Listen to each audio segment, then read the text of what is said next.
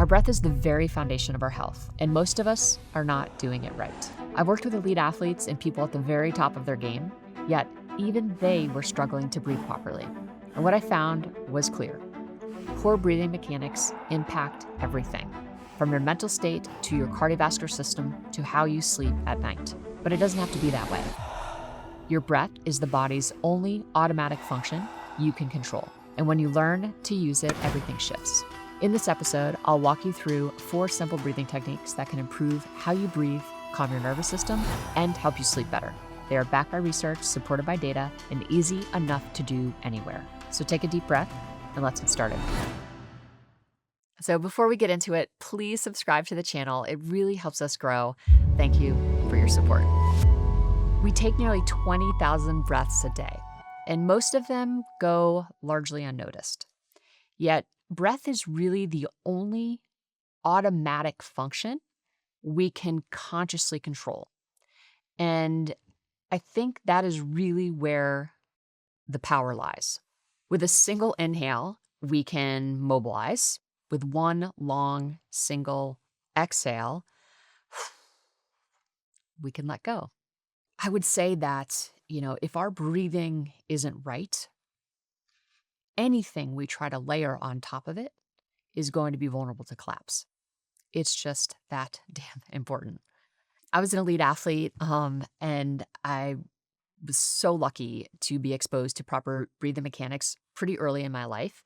And what was kind of shocking to me when I arrived at Whoop was, I was working with a lot of elite athletes, and I was really surprised to see how many of those folks really struggled with effective breathing.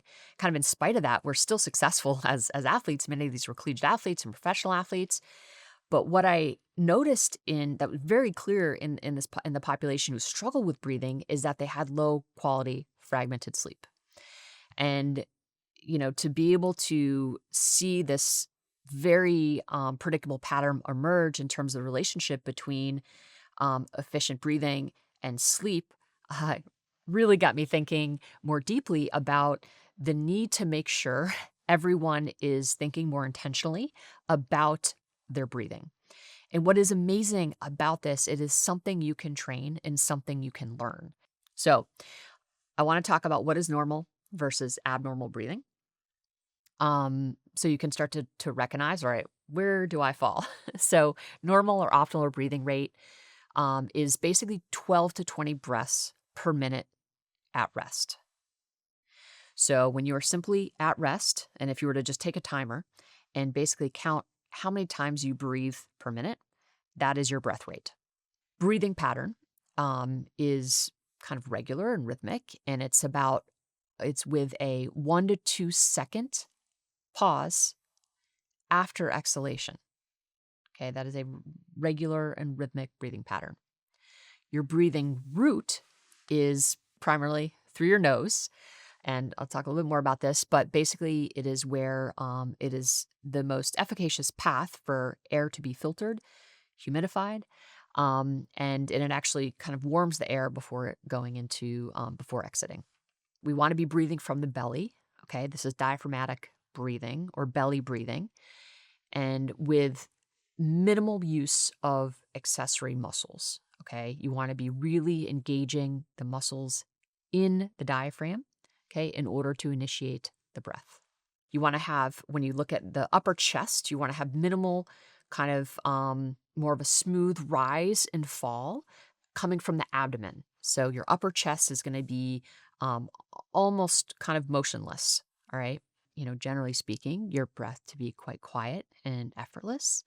And you'll notice once you start to become aware of breath, it's a bit of a curse, because then you get really annoyed by the people around you who are breathing really loudly and through their mouths, especially like on an airplane or in a restaurant, kind of like, oh, we've got a lot of mouth breathers in here. But generally speaking, it should be quiet and effortless. In addition to kind of at a foundational level, breathing from the belly is really important, right? Which I'm going to get into. The other kind of important foundational aspect of breathing is nasal breathing, which I promised I'd talk to you about more in depth. So this really serves as our body's natural and optimal pathway for respiration. So breathing through the nose, as I mentioned, it filters, right? So all of the crap that's out there kind of gets filtered through the nose. It humidifies, so it helps kind of create more humidity, right? More moisture. Okay, and this is going to warm the air. And basically, what that does is it prepares um, the lungs to be able to exchange that gas more efficiently. And this process, the nasal breathing, not only protects the respiratory tract, okay, from pathogens and irritants, but it also enhances oxygen uptake. Okay. The opposite of true is true, of course, if we're breathing through our mouth, right? Which is so important to again, to recognize this there's just so many advantages, right? To closing our mouth and breathing through our nose. Okay. It also stimulates, when breathing through the nose, it stimulates the production of nitric oxide. Okay. And this is a molecule that plays a crucial role in vasodilation. Okay. And so when we do this correctly, we are going to improve the blood flow, right? Which will then, as I mentioned earlier, help support our cardiovascular health. When we at baseline have a slower, more controlled breath, and that's our default, okay, we slow our heart rate, we put ourselves in a state of calm and reduce our stress levels. Okay. A lot of our life we spend in a more activated state, right? So if our default is one of activation, which is again inefficient breathing, which is going to increase our heart rate, we end up in a chronically activated state. This is going to increase cortisol levels, epinephrine, adrenaline, right? At times when we don't need it. Okay. And what happens with the elevated stress throughout the day, the elevated activation, is it ends up impinging on our ability to fall asleep and stay asleep. So our breath during the day, again, is so correlated with how we end up sleeping at night. So if we embrace nasal breathing, okay, during wake, it's absolutely going to help us get more quality sleep at night. Okay, and I see this over and over and over and over again. All right. The other thing that nasal breathing helps us with is that it actually gives us better oral health. If people who are breathing through mouth have bad breath, and more cavities, right? And this is definitely an area that I'm not an expert in, but there's some really good online, some literature online that talks about this relationship between oral health and nasal breathing. Okay, better oral health is correlated with more nasal breathing. Okay. So if you kind of zoom out and think about, the opportunity that comes with nasal breathing, there's no question that this will put you on a path to improve exercise performance, decrease the pressure on your cardiovascular system, really help every tissue, organ, and cell in your body function more effectively. On the other side of the coin, dysfunctional breathing patterns like chronic mouth breathing, shallow chest breathing, or irregular respiratory rhythms can lead to a host of health issues, including, but not limited to, respiratory disorders, cardiovascular issues, musculoskeletal problems, and I think most importantly, sleep disturbances. If you notice yourself in kind of that abnormal category of breathing, do not despair. I'm going to take you through the breathing modalities that I view as absolutely foundational in helping you improve your breathing mechanics, as well as your lungs' ability to expand and contract efficiently.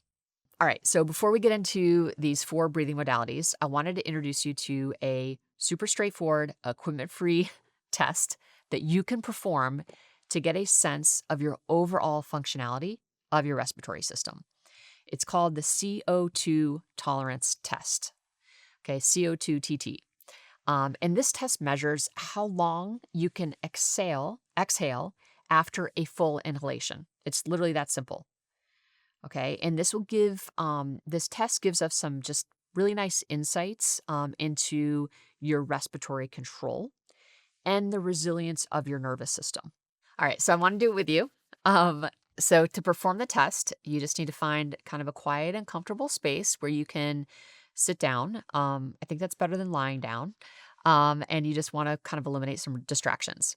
And to start the test, I think I'd just advise you to just get yourself a timer and just kind of get it ready.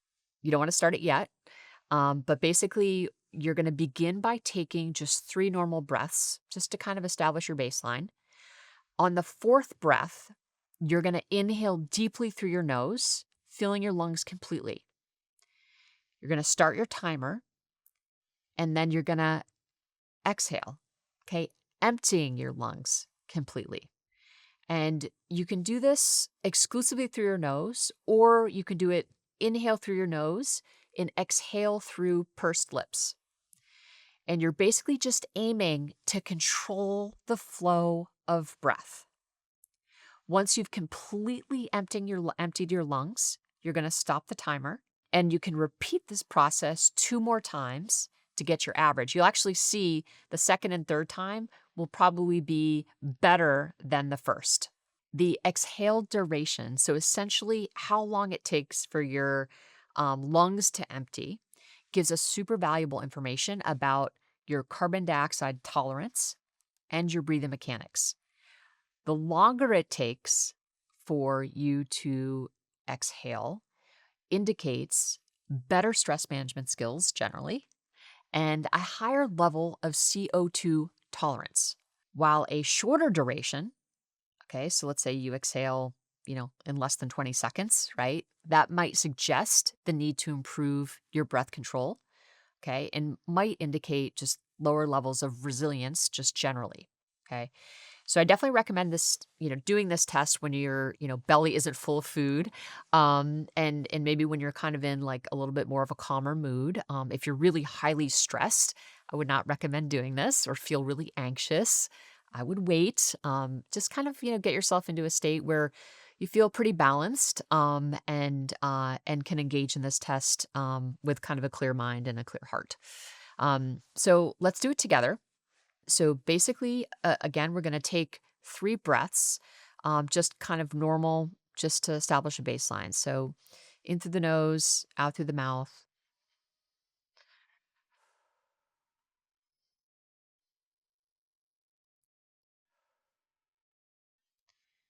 Now on the fourth, we're going to breathe in as much as we can and then get our timer going. Okay, so a deep inhale.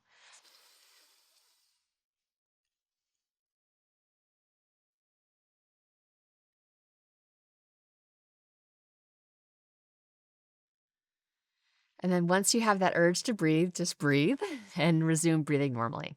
So just given the fact that we're on camera and trying to be efficient, cut mine just a little bit short. But generally speaking, when I take this test, I'm getting about 70 seconds on average. Sometimes a little bit more, sometimes a little bit less.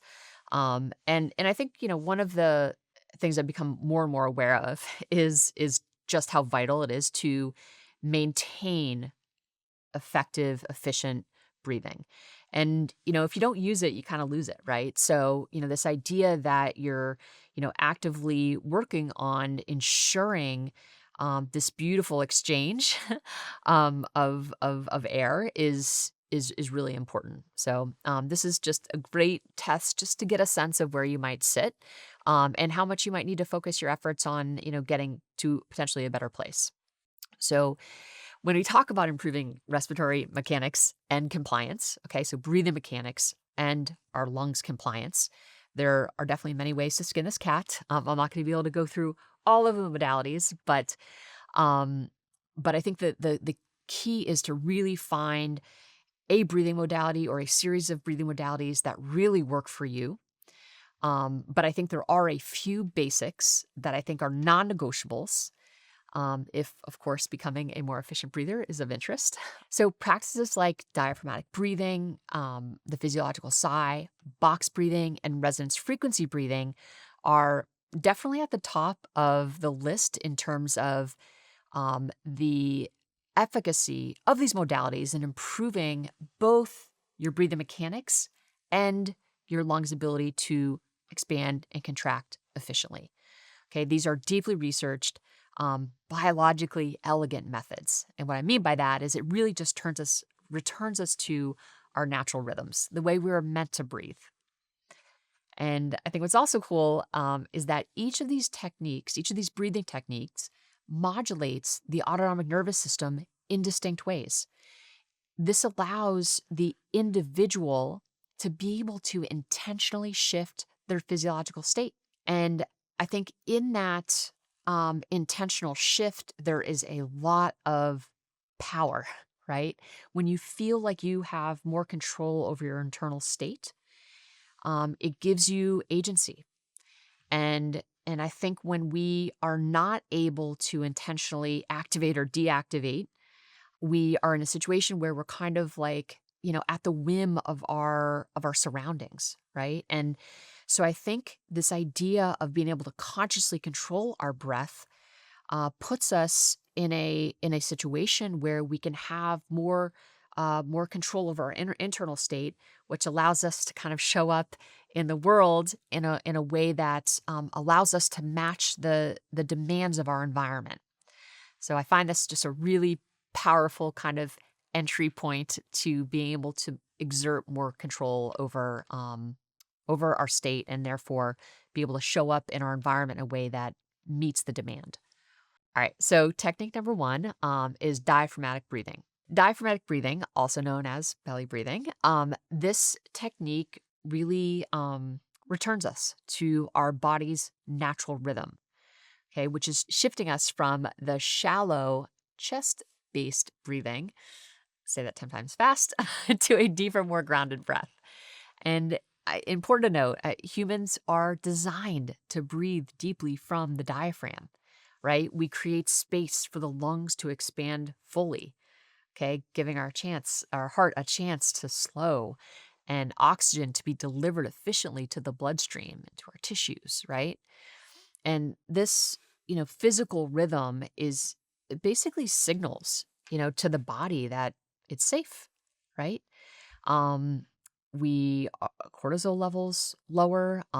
We are going to activate the parasympathetic branch of the nervous system, right? So we'll see increases in heart rate variability, which is a measure of our autonomic nervous system. Parasympathetic branch is a branch of the autonomic nervous system, right? And the result of this, of course, is we're laying the foundation for more autonomic balance, okay? For the heart to be more responsive to the demands of both the parasympathetic and sympathetic branches. All right, so how do we practice diaphragmatic breathing? First of all, you want to assess your current pattern. So place one hand on your chest and one hand on your belly and take a breath. Does your chest expand more than your belly, or vice versa? If your chest is expanding, that means that your breath is shallower, right? If you're coming from your belly, that means that you have a less shallow breath. All right, so let's do one together. So you're gonna sit upright or lie down comfortably, and you're gonna put a hand on your chest and a hand on your belly.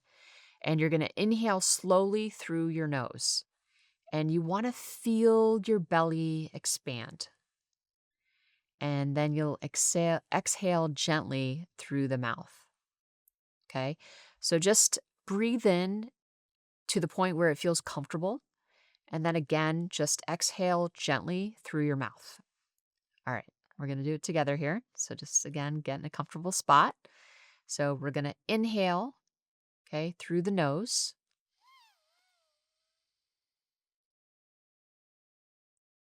And then gently exhale through the mouth.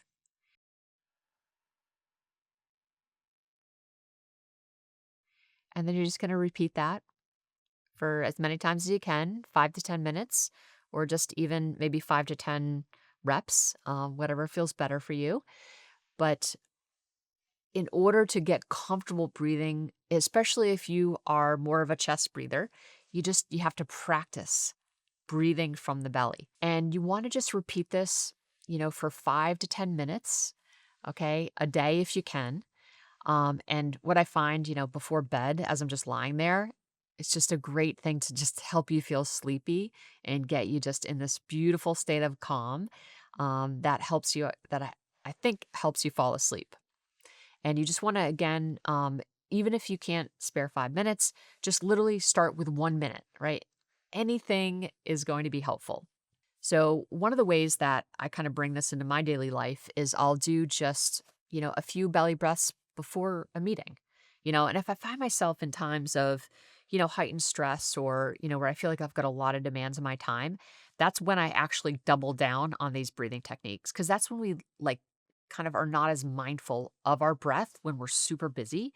So I just say, all right, today after every single meeting and before my next meeting, I'm going to do 3 belly breaths. Or I'll just make sure that before and after my meal, usually before my meal, I do some breathing. I think also just, walking from one part of the building to the next, you can do some belly breathing, right? Kind of any transition you can imagine incorporating this diaphragmatic breathing. And absolutely when you feel stressed, okay? This is just a beautiful way to kind of reset.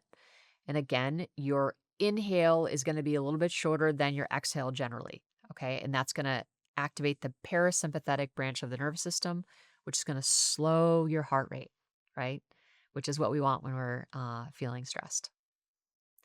The other thing to think about, I talk about posture, right? And being super important, right? We want to pair this breathing, this diaphragmatic breathing, with our posture. So we want to sit or stand tall, okay? And really think about aligning your spine, relaxing your shoulders. Try not to slouch, right? We want to try to open up our lungs and our belly, okay? So putting your chest back.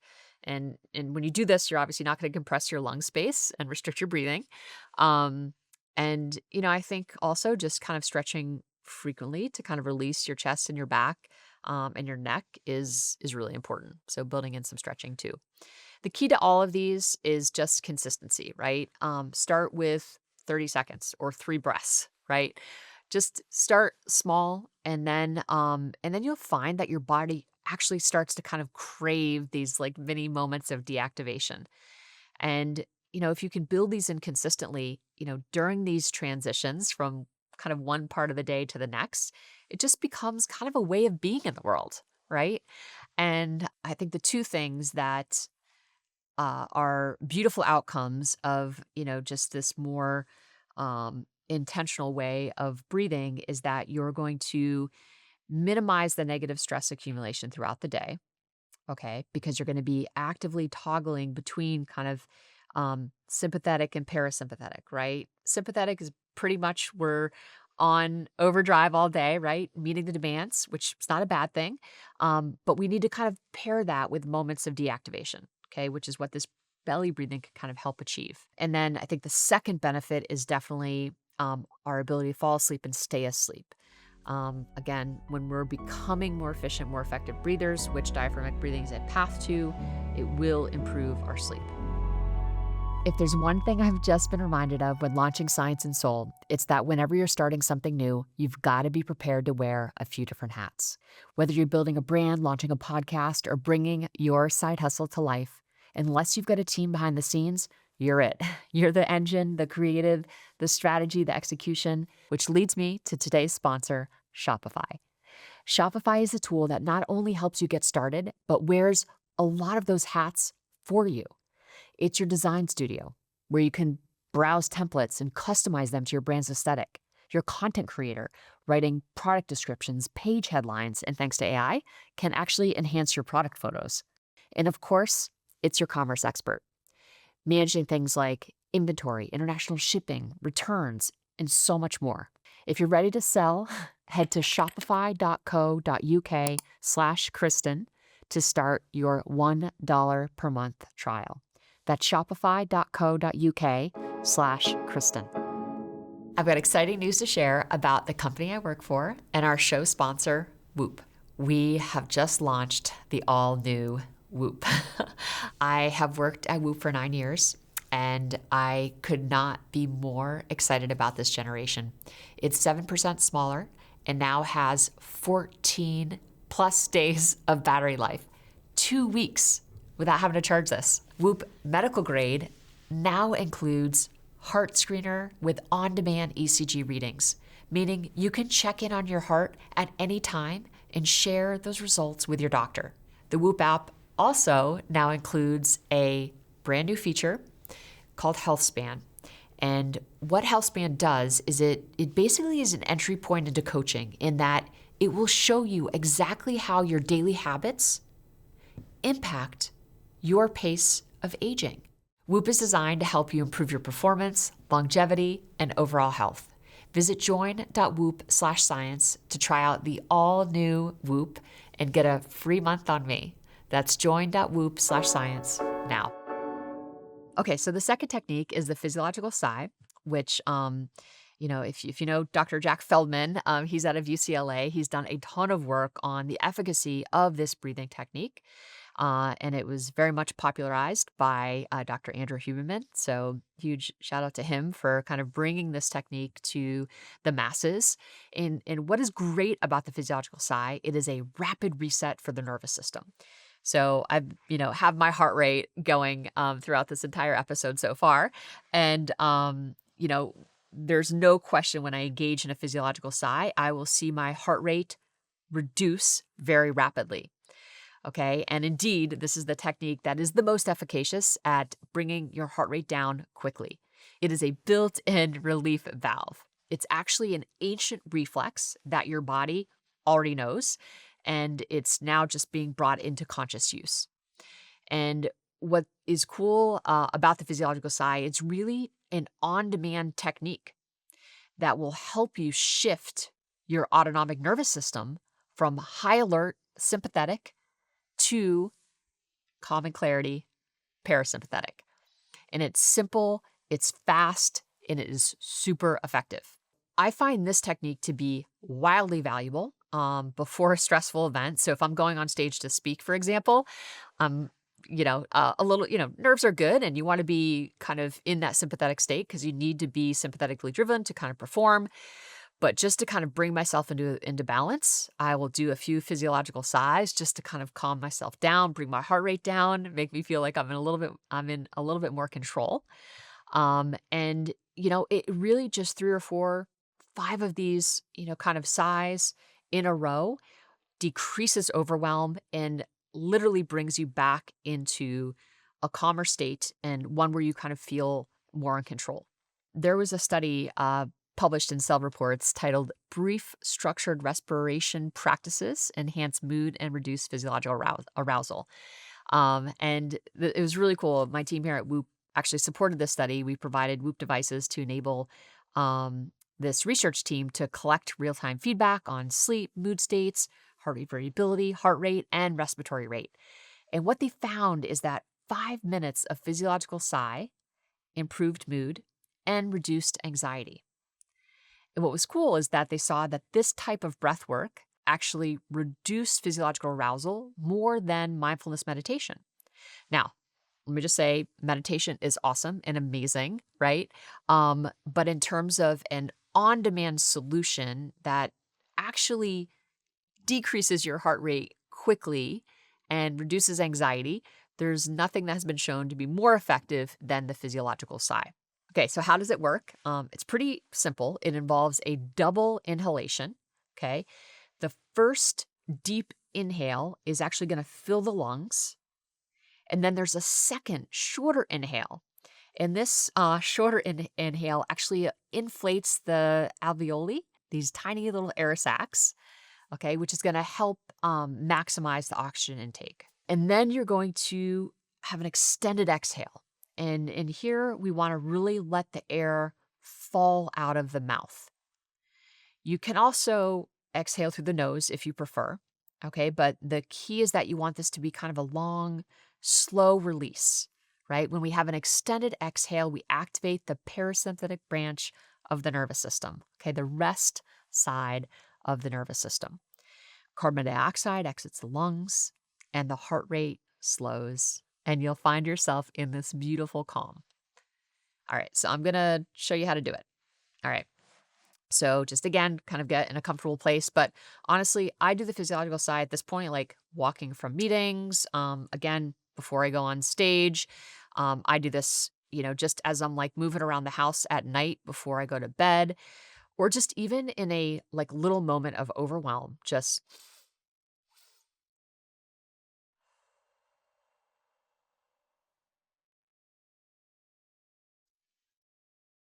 That's wild. I went from like 75 down to 62 in one exhale and one physiological sigh, which is wild.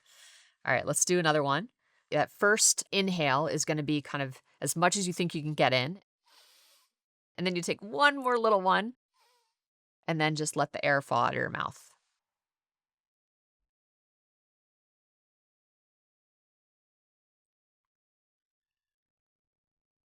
It's amazing. It's so damn effective. In the study, folks did the physiological sigh for 5 minutes. But I think again, just like diaphragmatic breathing, any amount of time you're willing to dedicate is going to help. And I honestly think like a dedicated session, one bigger dedicated session is good, but I honestly think that, just doing it for 30 seconds to a minute multiple times throughout the day, is we need to do an experiment around this, because I can't say for certain, and this is just thinking about my own data and just the way I move through the day. For me, just these shorter bouts of just 3 to 5, 6, 7 kind of physiological sighs, repeated multiple times throughout the day, is very, very efficacious at ensuring that I'm able to fall asleep and stay asleep at night. It just allows me to feel way more in control during the day. So excited for you to try it. Let us know what you think um, in the comments or whatever. But hope I really hope that this technique empowers you and most importantly kind of helps you fall asleep and stay asleep at night by managing kind of stress throughout the day. So technique number 3, box breathing, and this is super popular. It's funny because box breathing actually was in the study that I just mentioned. It also a very strong evidence-based technique that has been shown to improve mood and reduce stress, and improve your respiratory rate, which is essentially how many breaths you're taking per minute. And That is a sign of respiratory function. Box breathing can be really effective at improving kind of all of these parameters. And when we think about the mechanism of action, very similarly, this is a breathing technique that is going to influence your autonomic nervous system. It also shows box breathing can lower blood pressure. Okay, so people who struggle with hypertension, with high blood pressure, can really benefit from all of these breathing techniques that I'm talking about. Again, going back to kind of the vasoconstriction, and then we also see improved heart rate variability. So again, your body's ability to respond and adapt to external stress, right? Which HRV is a measure of. I think one final note for box breathing, it has been shown to enhance focus. So if you're kind of going into a moment where you need to learn something or you need to increase your focus, your levels of focus, box breathing has been shown to really help facilitate that. Okay, so when we look at box breathing's impact on respiratory function improvement, there's a study published in the Journal of Pharmaceutical Research International, and it looked at the impact of box breathing on lung function in healthy individuals aged 18 to 25. And basically, these participants practiced box breathing twice daily for 30 days. What they saw is that these participants improved their lung function, which was very cool to see, and decreased their respiratory rate. Okay, so how many breaths they were taking per minute decreased, which is a sign of better lung function. So for box breathing, it's pretty simple. We're essentially going to inhale for 4 seconds, hold for 4 seconds, exhale for 4 seconds, and hold for 4 seconds. And I think what can be useful is you just kind of imagine a box, right? So I kind of, go up the box on the inhale and then hold for 4 seconds, exhale coming back down, hold for 4 seconds. And you can just basically repeat this cycle for several minutes. Let's do a set together. So essentially, we're going to inhale for 4 seconds. And like I said, it doesn't need to be, perfect 4 seconds. I think it's probably better not to look at a timer, just better just to kind of count. So we're going to inhale for 4, we're going to hold for 4, exhale for 4, hold for 4. So, ready? Okay, inhale, hold, exhale, hold, inhale, hold, exhale, hold. And you just kind of find yourself in this beautiful cadence. My heart rate is down to like 61. When I started, I was kind of in the 70s. So just doing literally 2 rounds brought my breath rate down by almost 11 beats, which is crazy. Box breathing, I think, is just a really simple technique that allows you to practice breathing in a way that, again, activates the parasympathetic branch of the nervous system. It's going to reduce your heart rate, lower stress levels, and put you in a state where you feel more in control. And there's no question that this is a beautiful path to improving breathing mechanics and respiratory control and just your overall kind of respiratory health. All right, so the fourth technique is resonance frequency breathing. There is something really elegant about the way our bodies work. There's this kind of quiet rhythm that's orchestrated by the interplay of our breath and our heartbeat. And resonance frequency breathing really taps into this natural harmony. And it's a practice rooted in biofeedback, has a lot of efficacy in clinical practice in helping folks deal with symptoms of PTSD and depression and anxiety. And it's really a method that uses awareness of our own physiology to promote self regulation and balance. Among the many biofeedback techniques available, and because resonance frequency breathing is just kind of one type of technique, but it definitely stands out as the most effective in improving heart rate variability, which is a key marker of your autonomic nervous system health. So if you're looking for some evidence, there's actually a lot of evidence. So if you just literally typed in resonance frequency breathing, efficacy in clinical practice, lots of peer-reviewed papers will pop up. There's one paper that was published in Frontiers that is titled "The Impact of Resonance Frequency Breathing on Measures of Heart Rate Variability, Blood Pressure, and Mood." And basically what this showed is that breathing at resonance frequency, which I'm going to talk about in a second, as opposed to breathing just near resonance frequency, promotes a more adaptive physiological and emotional response. So there is something to this frequency. We all have our own resonance frequency. And indeed, if we are kind of an efficient, effective, healthy breather, that resonance is going to kind of find itself very naturally. But if we are experiencing anxiety or have a mental health condition, or if we are, underweight, overweight, not sleeping properly, all of these things can create a scenario where we get away from our resonance. Okay. And this is a technique that can bring us back. There's another paper. It was a systematic review in neuroscience and biobehavioral reviews that highlighted that breathing at one's resonance frequency enhances vagal tone and baroreflex sensitivity. Okay, both of those are kind of natural phenomenon that are happening. Vagal tone is basically the parasympathetic branch of the nervous system kind of getting stimulated. Okay, when the vagus nerve, which is long winding nerve in our body, when it gets stimulated, it will activate the parasympathetic branch of the nervous system. Okay, and basically this combination of improved vagal tone and the sensitivity of the baroreflex leads to better emotional control and reduced anxiety. So basically what this resonance frequency involves, this technique, it involves breathing at a specific rate. Okay. And this is typically going to be somewhere around 4.5 to 6.5 breaths per minute. And again, we each have our own frequency.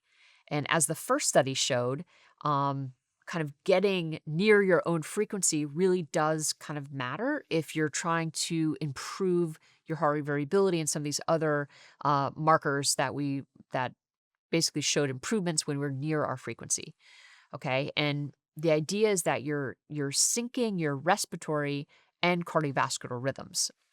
And again, this is a technique that has been shown to enhance heart rate variability, reduce stress, and just kind of globally improve your overall well-being. So, how does it work? Um, we can utilize biofeedback devices. Okay. And this is going to give you a kind of more precise measurement of your resonance frequency. And these devices basically monitor your physiological responses as you breathe at varying rates. Okay, so identifying the rate that essentially maximizes your heart rate variability. This guy that I worked with in the past, he's an NHL athlete. He played for Tampa Bay. I can't remember where he is now, but I got him going on resonance frequency breathing. He'd reach out. He's like, my heart rate variability is like so low. I want to, I'm doing everything right. How do I get it? How do I improve it? And I got him onto resonance frequency breathing, and he texted me a few months ago and was just like raving about how he's actually improved his heart rate variability significantly since starting resonance frequency breathing. So it was really cool to kind of see, just the real world impact after a recommendation. But it's really, there isn't one person who I recommend this to that hasn't found some sort of benefit. So there is an app, it's called HRV for Biofeedback, and it basically will guide you through a 6-minute test. Okay. And it will be kind of constantly adjusting breathing rates from 7.5 to 5 breaths per minute, which will help you pinpoint what your optimal frequency is. So basically, when you slow your breathing to 3 to 7 breaths per minute, again, depending on what's optimal for you, and essentially what this is doing is syncing your heart rhythm, creating resonance between your respiratory and cardiovascular systems. If you don't have access to biofeedback tools, you can approximate your resonance frequency through a self-guided practice. So I'm going to kind of take you through how you can find or get close to your resonance frequency breathing rate. So you're going to find a quiet space. You're going to sit or lie down comfortably in a calm environment. And you're going to begin by slow breathing. Okay. And you're going to start at a pace of about 6 breaths per minute. Okay. And that's going to be approximately 5-second inhale and a 5-second exhale.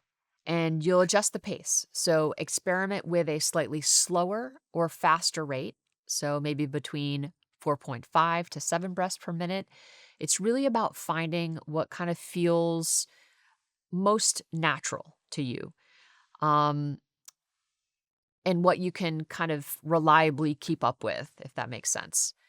And the key aspect to this is just really to observe your body's response. You want to pay attention to sensations of relaxation, reductions in stress. If you feel like an increase in focus, and all of these signals will basically give you, will be an indicator that you're near your resonance frequency. And, this method obviously is going to be a little less precise than the biofeedback, but a lot of individuals find it super effective for establishing what I think is really one of the most beneficial breathing practices out there. You can definitely, there are lots and lots of resources online. YouTube videos that you can kind of follow. They just have a ball and, you can kind of adjust it until you get like this perfect kind of, rhythm. So there's definitely lots of different resources online that you can explore to kind of practice this technique. And, I think when we consider kind of, we zoom out and think about resonance frequency breathing, most of us are breathing faster than we need to. And, reinforcing kind of these patterns of stress that are probably not serving us. So by slowing the breath, and when we do this with intention and rhythm, we're basically kind of building resilience from the inside out.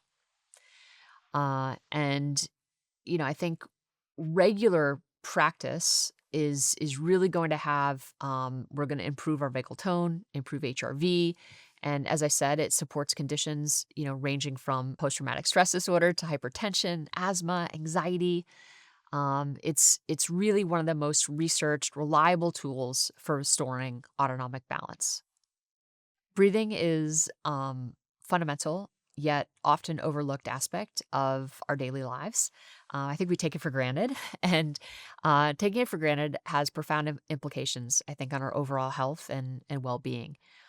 And while we take approximately 20,000 breaths each day, the quality and mechanics of these breaths significantly influence all of the bodily systems. The techniques, such as diaphragmatic breathing, physiological sigh, box breathing, and resonance frequency breathing, have absolutely been shown to improve respiratory function, reduce stress, and enhance cardiovascular health.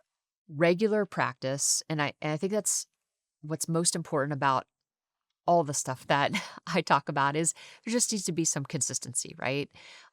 These are practices that are evidence-based, and they can provide almost immediate physiological benefits, but I think importantly are going to contribute to long-term health improvements. So what is so exciting about breathwork is that when we cultivate awareness and get control over our breathing patterns, we unlock a super powerful tool for enhancing, not just our physical, mental, and emotional well-being, but genuinely the overall quality of our life.